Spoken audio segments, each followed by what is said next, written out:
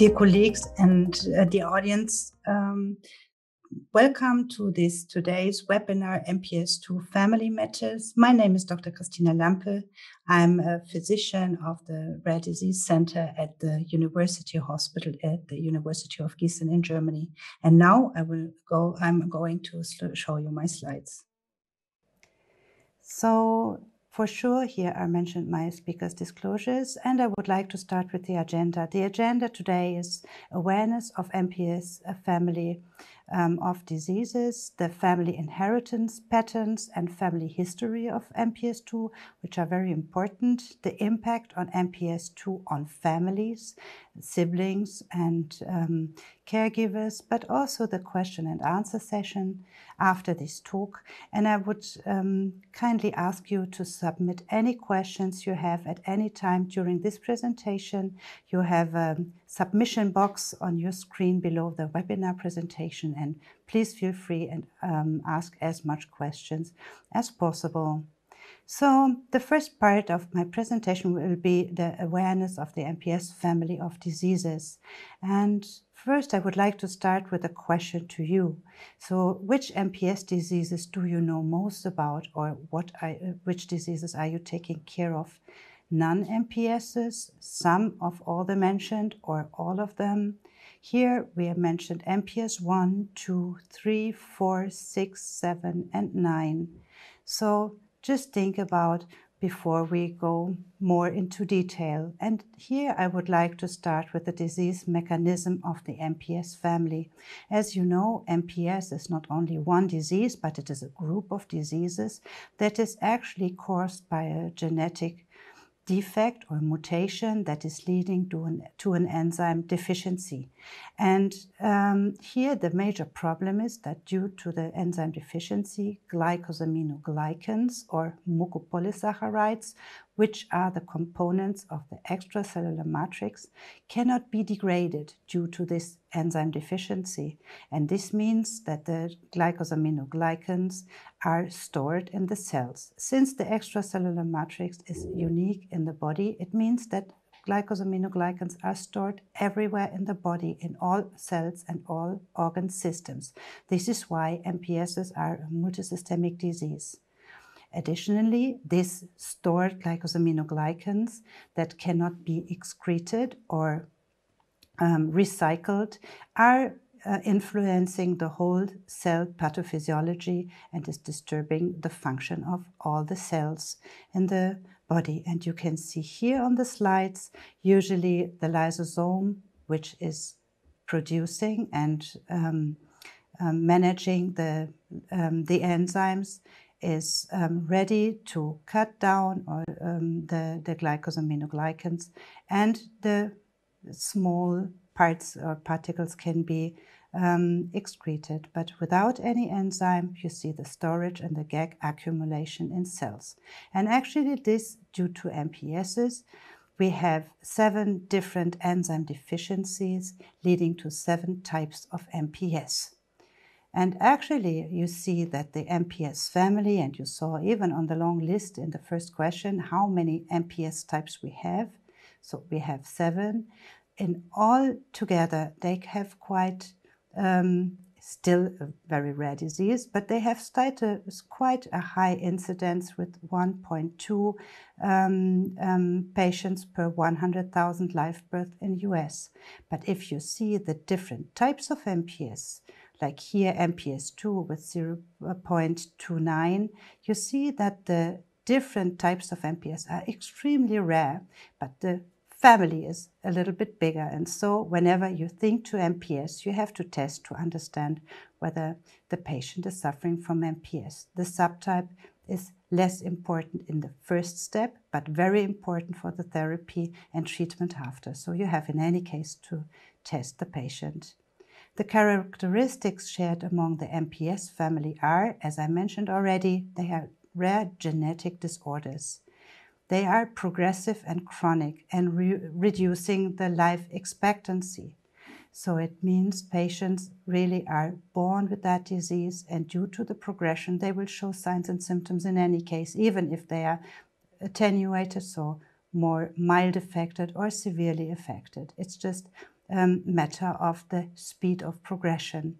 They are multisystemic, as I explained before. Glycosaminoglycans are everywhere in the body, so you have a storage everywhere, but mainly, and this is very typical for MPSs, in cartilage, in tendons, in bones, and nevertheless, heart, lung, eyes, ears, abdomen, all organ systems are affected, and the heterogeneity that we see in these patients. So some patients have milder symptoms at the beginning.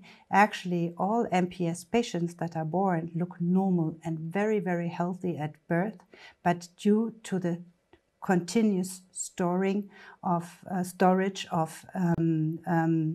glycosaminoglycans, these patients show the typical signs and symptoms up to irreversible organ damage.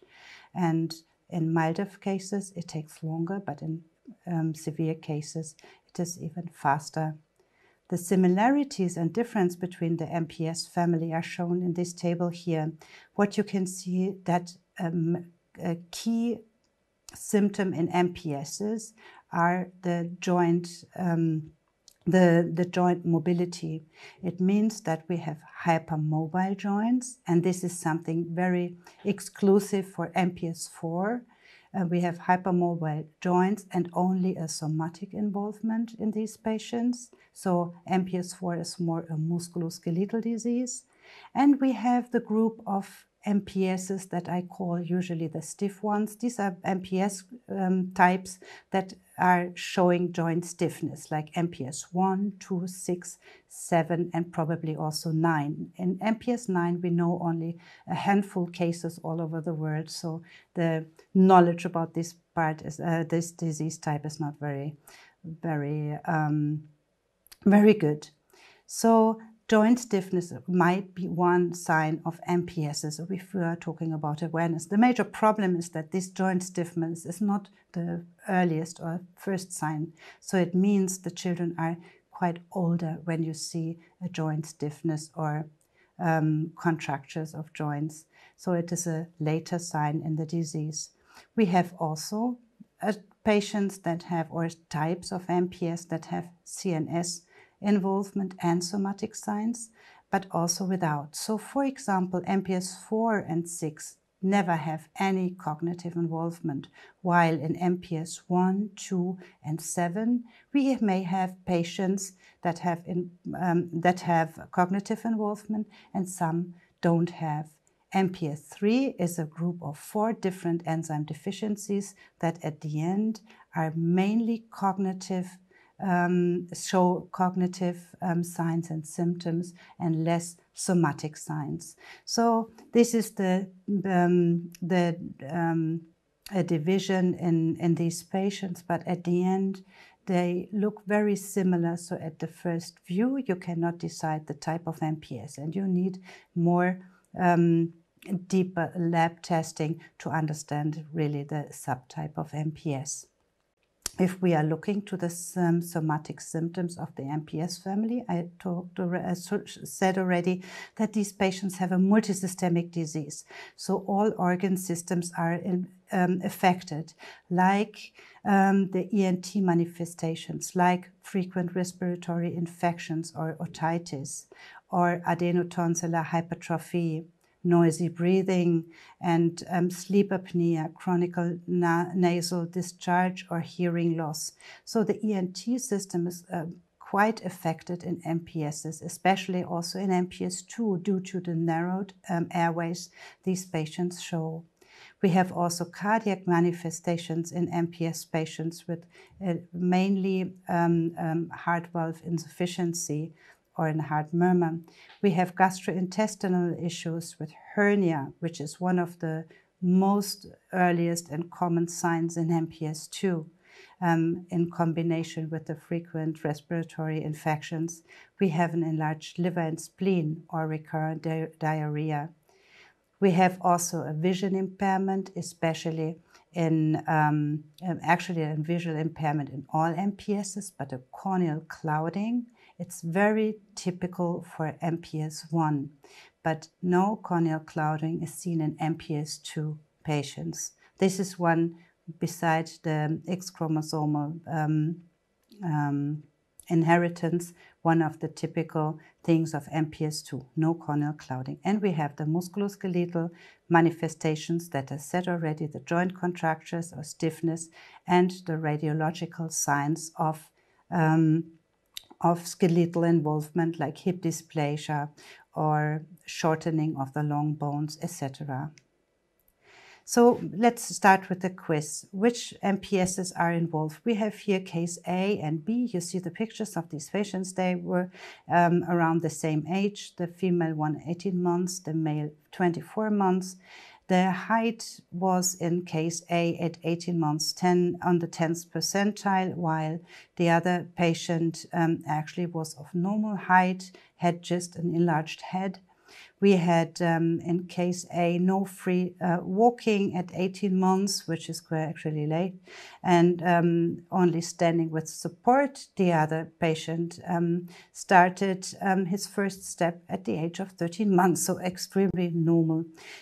Both showed a language delay, both showed recurrent infections of the airways that needed also antibiotics, both showed hernia, the girl only umbilical and the boy also inguinal hernia. They both needed and received adenoidectomy. They had skeletal involvement and radiological signs of dysostosis multiplex. They had normal reflexes, so no neurological signs, and the girl had some mitral valve insufficiency, but the boy at this time, no cardiac involvement. So if you think that these are two MPSs, which patient you would decide is which type of MPS? So what in case A?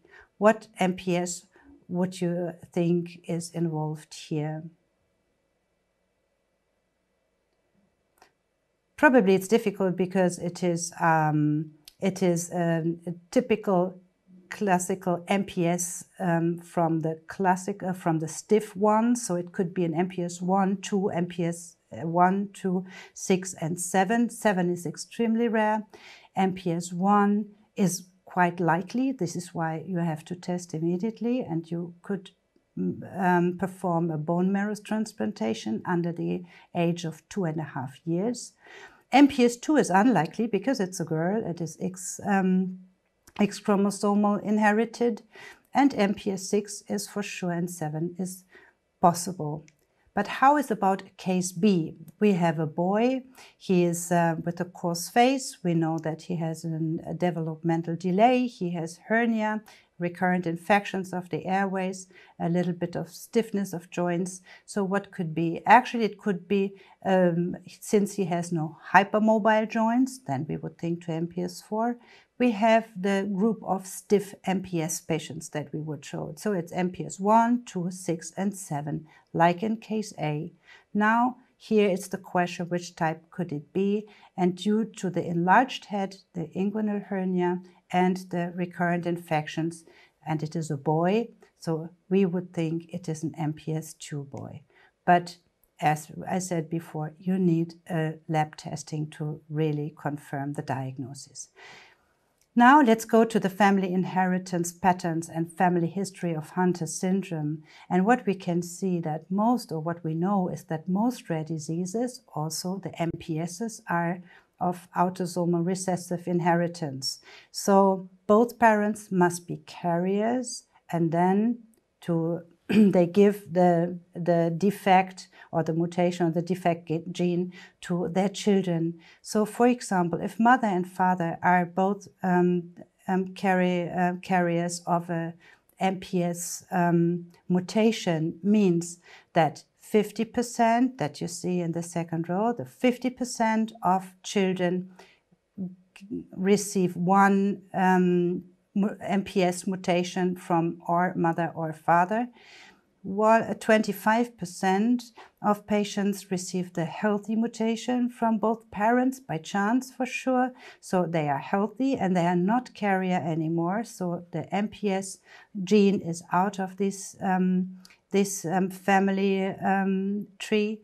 Or the children, and this is unfortunate, are receiving the two MPS genes from mother and father, which means they have two MPS genes, and so they are affected. So you see, we have 25% completely healthy children, we have 50% carriers in children, and we have 25% of affected. So this is the common autosomal recessive inheritance that we see in most genetic diseases, and it affects both males and females at the same point. And the family history is relevant for siblings of affected for sure. Nevertheless, you have always a 25% chance to have a child that is affected. In MPS II, we have a different inheritance. It is X-linked, and it means the mother is carrier. She is healthy because she has another X chromosome that is healthy, so she is a carrier without signs and symptoms. The father is unaffected, and then the mother is giving or the MPS gene on the X chromosome to the daughter, and this means she's a carrier as well, or she's giving the healthy X chromosome to another daughter, which is completely healthy and no carrier. Or in boys, unfortunate, since they have only one X chromosome, if they receive the MPS mutation on the X chromosome of the mother, they are affected of MPS II. This is for sure very bad, but it could also help in making family pedigrees to understand how the situation is, and if you can find further family members that are affected. So at the end, and I will show later a little bit again, the maternal family and the family history of the mother is extremely important for the MPS II. So to show you how the MPS II family history started, you see that Dr. Hunter described in 1917, and he was the first one describing an MPS case. He's described two brothers with several signs and symptoms in common. That he said they had a heart involvement, a dwarfism, a short neck, an enlarged abdomen, and contractures of joints. And actually, he suspected MPS. And here you see also two brothers of MPS, and they look similar. And actually, this is very typical for MPSs. So whenever you have diagnosed MPS in one brother, you have to test the other one, because even if they look similar, they could be milder or severer affected, and it is always needed to test. And here's my promised pedigree of an MPS II family. And what you can see is, if you go back in the pedigree from an MPS II suspected patient with a speech developmental delay, recurrent ear infections, hernia repair, or enlarged abdomen, and if you think that the mother could be a carrier, she could have inherited this mutated X chromosome from her grandmother. And if you ask in the family whether there was some patients with similar signs and symptoms, as you see in the patient in front of you, or if someone died earlier or had recurrent infections or heart involvement or whatever. And in this family here, you see that there was an affected great uncle. Unfortunately, due to the fact that this time, in earlier times, everybody thought it is only one MPS type, so it is MPS I. They diagnosed him as MPS I because of his hearing loss, short stature, heart problems, and he died young, so they thought he's an MPS I. But actually, our child here is an MPS II, and it is always needed to test the subtype. To show you a little bit of patients to understand how they look like, how similar they are, but also how wide the heterogeneity of the and variability of these patients is, I give you just some very short view of patients that I saw in my clinics. So here they are all around 2 years and around 2.5, 3 years. And just to show you and look a little bit like to the appearance of these children, the enlarged abdomen, the short neck, the very flat and stiff back that you see in that patient. Also the mouth that is a little bit opened, and it looks like that this child cannot breathe through his nose properly. He was suffering from recurrent infections, diarrhea, and hepatosplenomegaly at the age of 2 years. This child here, he showed also recurrent infections of the airway, inguinal hernia repair, and an abnormal gait. And also here you see the enlarged abdomen, you see the short neck, and the very flat and stiff-looking back of this child. For sure, if you make an MRI and an ultrasound, you see more signs like hepatosplenomegaly, or you see white matter lesions in the brain. But these are invasive things that you don't see at the first step when you have the visit with this patient. You see this patient here again. You have the flat and stiff looking back. You have the contractures of the fingers in that case, the short neck, the enlarged head. We have the recurrent infections and inguinal hernia in these patients. We have some signs of hip dysplasia, very mild in that small child, and also the coarse face, and this is what I did not mention before, the coarse face, the thickened lips, the eyebrows that are very heavy, and also the very rough and tough hair that these patients have. Here again, a patient that you see with recurrent infections, inguinal hernia, hearing loss, adenoidectomy, and here at the age of 2.5 already severe contractures. And this makes the difference of the variability of the disease. Some are more affected and some are not. So, and there's another case that you see here. This is the boy that he also suffered from recurrent infections, inguinal hernia at the age of 1 to 2 years, enlarged head and ENT surgeries, and normal development, but hearing loss.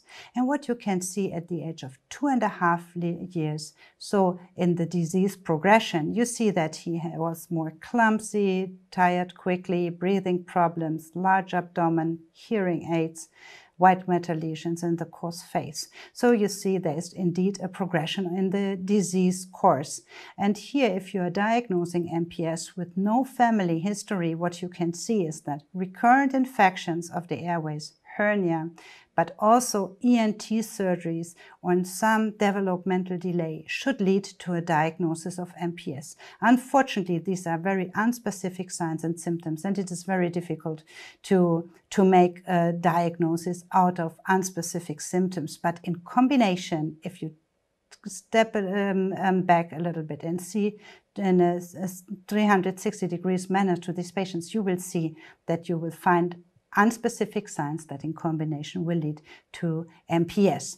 And now the impact of Hunter syndrome on families. These are chronic progressive diseases with in 70% cognitive involvement in these patients. So it means loss of abilities that you usually see in children, that they gain them. So you see them learning, walking, running, writing, speaking, and these children are really losing all their abilities that they learned before.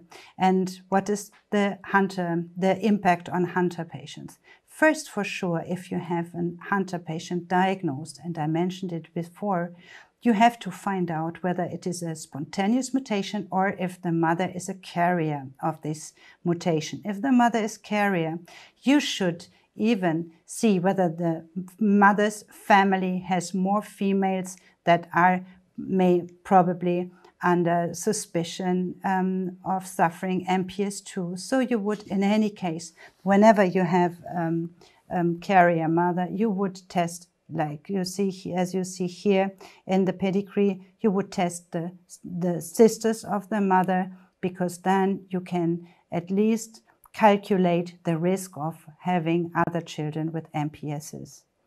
So here you see that the one aunt or one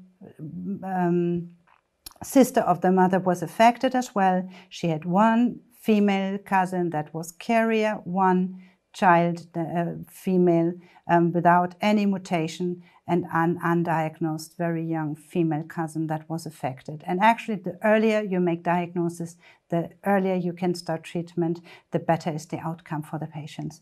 And also it gives some relief to patients because they know what disease they are dealing with, they know which follow-up examinations are needed, and they know what they have to expect in this disease. So if we see the MPS II impact on family time, you see that in this study that caregivers reported spending nearly 11 hours a day providing care to their child. 81% had difficulties in performing work tasks in the last 6 months due to the children's illness. So it means these parents and families are really sacrificing a lot of time and to their children, to go to specialists like cardiologists, gastroenterologists, here almost 9 visits per year, pediatricians 8 visits, or behavioral or occupational physical or speech therapist 40 hours a year, visits a year, and also the emergency room. This shows how much involved the family is and how much concentration is on disease, hospitals, physicians, and therapies. So this is affecting for sure the whole family life, and also the siblings of these children. If you see the MPS II impact on family home life, you see here in the PedsQL family impacted questionnaire that was sent to chronic illness patients hospitalized. Here you see in purple, or the chronic illnesses non-hospitalized patients in comparison to the blue-green columns in MPS II. What you can see that the MPS II reduced quality of life is very similar to all other chronic diseases of this world. And if you ask parents how they feel and what they think about their life with the child suffering from MPS, they are worried about their children's pain. They are worried about their children's future, independence and abilities. They are worried about their child's life expectancy. And they are worried about the social impact on other family members in certain cultures. So it is extremely difficult. So to summarize the MPS II diagnosis, and I forgot to say before, the pedigree is also important. The diagnosis is important also to connect to an expertise center, to connect to a patient organization, to support each other from one family to the other, but also to have a good family planning, because this is very much important for families. So here the impact is on patients, family, and extended family. What we like to do and what we need to do is to support, and the earlier we have a diagnosis, the better the support we can give. We make awareness of MPS families, but also awareness of MPS II family inheritance and the role of family history to make it easier for physicians, but also families to find a diagnosis, to make a diagnosis, to avoid misdiagnosis, and to have a very good life for these patients. So this was my part at this moment. I'm now waiting for your live questions. I'm very curious to hear your questions, and thank you in any case for your attention. Thank you for submitting your questions. I will start to answer the first one. What leads to a misdiagnosis of MPS II? Actually, due to the fact that the first signs and symptoms of MPS are so unspecific, like recurrent infections of the airways or inguinal and umbilical hernia, so something that is not uncommon in kindergarten age. It means it is really only the combination of symptoms that could lead to a diagnosis. So most of these patients, or if they have a mild developmental delay, might be misdiagnosed or not diagnosed at all. And this is also the next question: what kind of misdiagnoses are likely to be given to MPS II patients? For sure, the MPS family leads to misdiagnosis. So you really need to make an enzyme activity testing to understand which type of MPS you are you diagnose, because MPS 1, 2, 6, and 7, the so-called stiff ones, the patients with joint contractures, they are looking very similar. For sure, in comparison to that, MPS 4 with a hypermobility of joints and the MPS 3 with a mainly cognitive involvement look a little bit different. But whenever you see a patient that has a coarse face, a short neck, a dwarfism, contractures of joint, for sure you think to an MPS or another skeletal dysplasia. And we always forget that MPSs are part of the big group of skeletal dysplasias. And if you see other skeletal dysplasias, the MPSs are fitting quite well inside this appearance and the picture of the disease. So for sure, misdiagnosis might be often. Another very important thing is to highlight, whenever you make a diagnosis of MPS II, you should rule out a multiple sulfatase deficiency, due to the fact that a lot of lysosomal enzymes are sulfatases. If you have a genetic mutation in the sulfatase gene, means that a lot of sulfatase enzymes are missing. So you don't have only MPS II, but also different other enzyme deficiencies. The next question is, what is the impact of an MPS II diagnosis on patients? So patients, for sure, we have two types of MPS II patients. We have the patients with cognitive involvement and patients without. The patients without cognitive involvement are not mild affected. Even if they have a normal intelligence, the somatic signs and symptoms might be extremely severe and a big burden for them. So it means that it might be that they're at a certain point, due to the disease progression, are not able to live alone anymore. Maybe they don't have a family that is that they can create or build up. Maybe they need help from others, or they are wheelchair bounded at a certain time. So it is in any case a big burden. Then they look a little bit different due to the coarse face and the short stature. So this is for sure something that is has an impact on the quality of life of these patients. In comparison to that, patients with a cognitive involvement, for sure, at a certain point, they don't understand anymore that they are not, that they're impaired. But in the disease progression at the beginning, when they lose abilities, it is indeed something they recognize, they realize, and they are absolutely angry about. So they get aggressive due to the fact that they want to do something, but they are not able to do it anymore. So also depression is a big topic in that. And also the not knowing exactly what to do leads to hyperactivity. So also for children with a cognitive impairment, the diagnosis has a big impact, and it is still, even if some treatments can delay or stop the progression of the disease, it is a life-limiting disease. The next question is, how do the effects of MPS II on the child, caregivers, and family differ in those with cognitive disease compared to non-cognitive disease from quality of life perspective? Actually, I answered this question already. I think both have a big burden in suffering from such a life threat limiting disease with progression and a lot of somatic signs and symptoms. So the families, especially for sure, are also affected.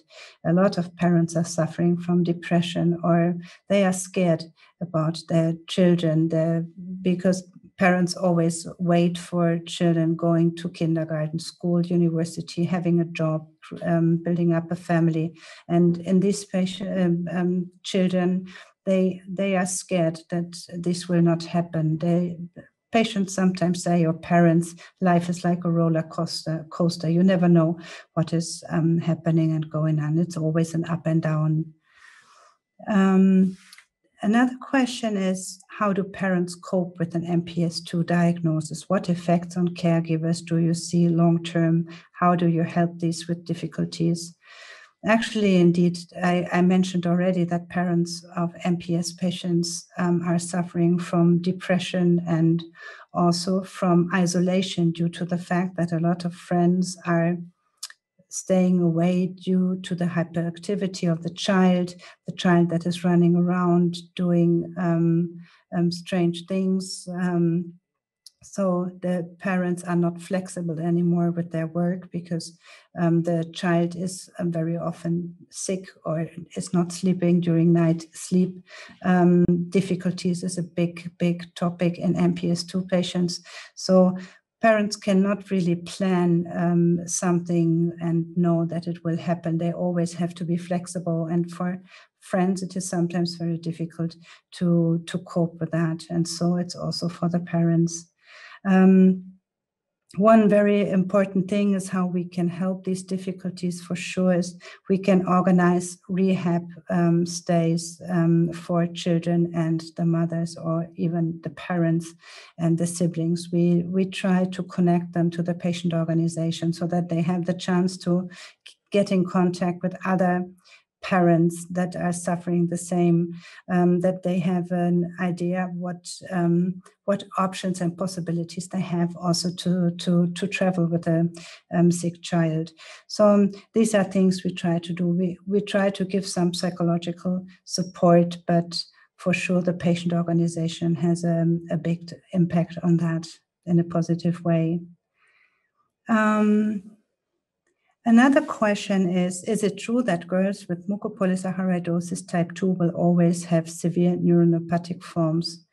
Actually, as we mentioned before, MPS II is usually it's X chromosomal inherited and the mothers are carriers. So actually we don't have affected females besides some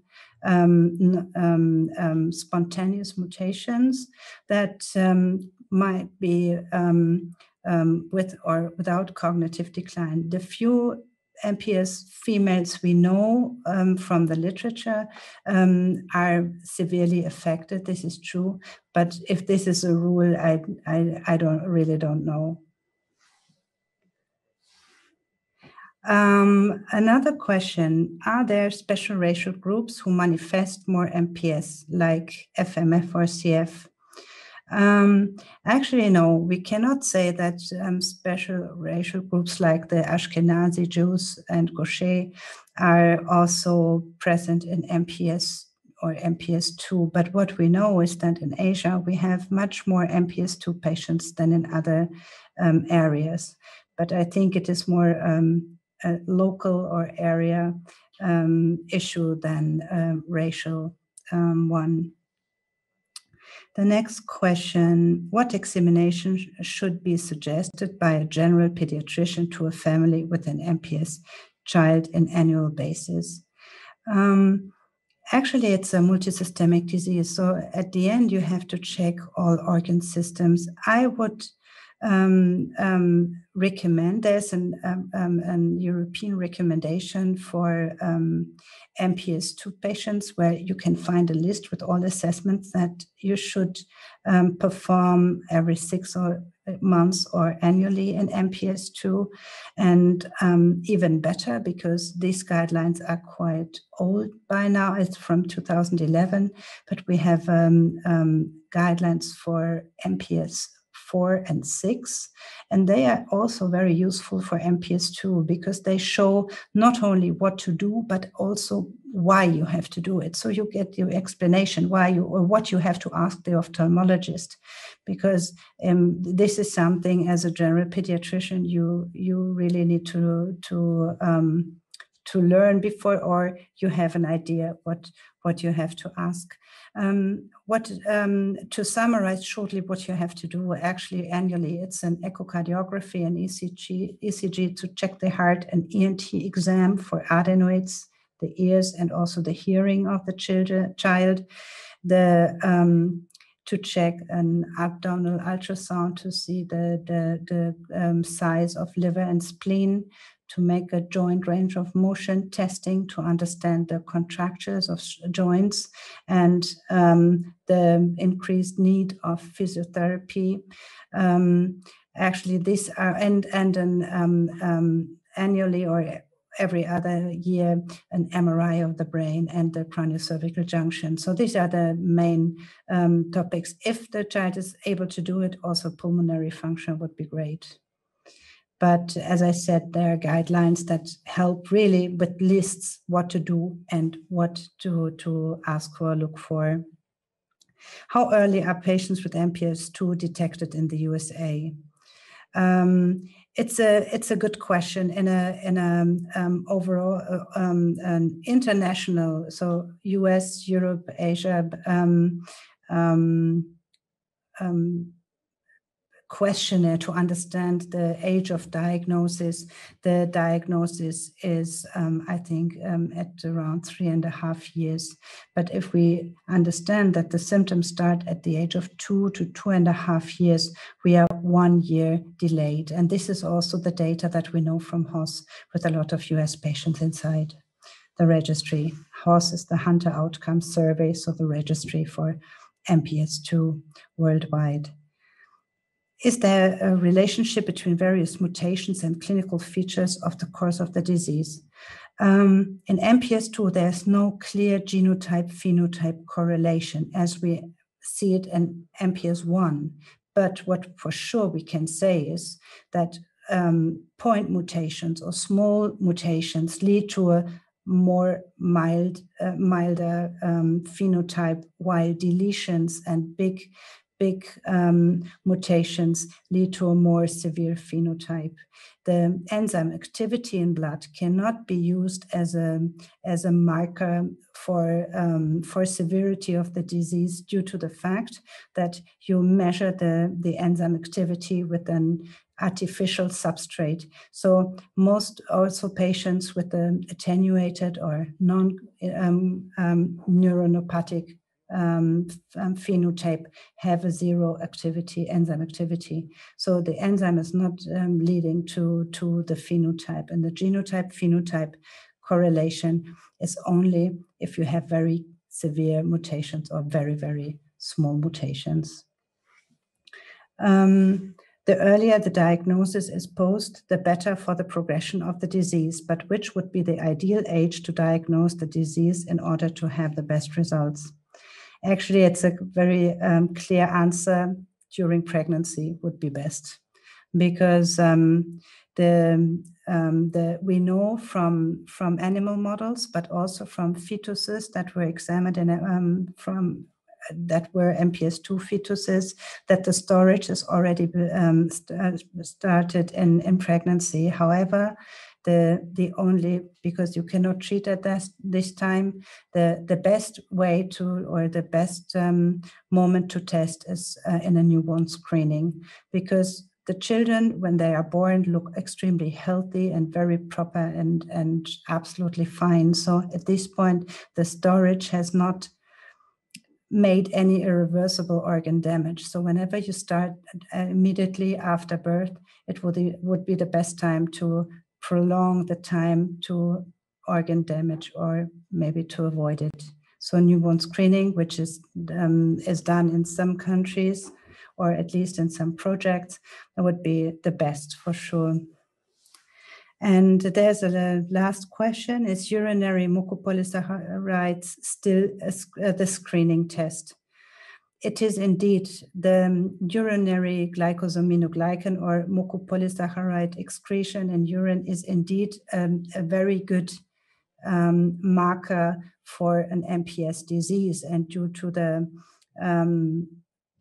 chromatography, you can even see which kind of gags are excreted. The major problem is that the gag excretion is dropping down by age, and also attenuated cases have lower excretion of urinary gags, which means if you have a more mild affected adolescent, you might miss the case because the gags are already in a normal range.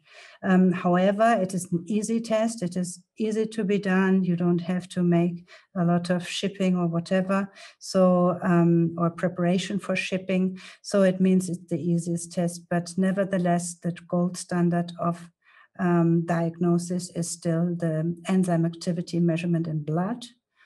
Dry blood spot tests are very extremely useful as well, but not confirmation of the diagnosis, and then the genetic testing at the end. So I don't see any further question of the audience. So I have a last question to you.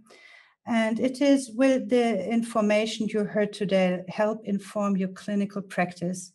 This is also for us to improve our webinars and our recommendations. So will it help to inform you? Yes, somewhat, no, or maybe.